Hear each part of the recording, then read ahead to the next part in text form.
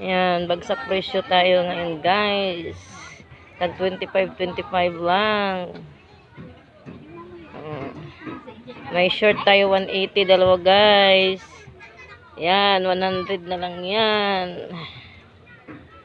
Short, ayan, tag 25 na lang yan guys. So, dati kong mga namimili yan sa akin guys.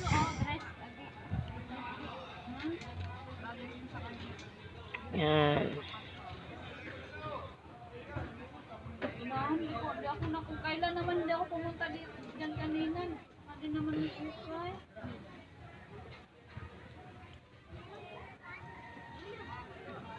Magpo 4 months na yata hindi kami naglagay. Matagal-tagal na ako.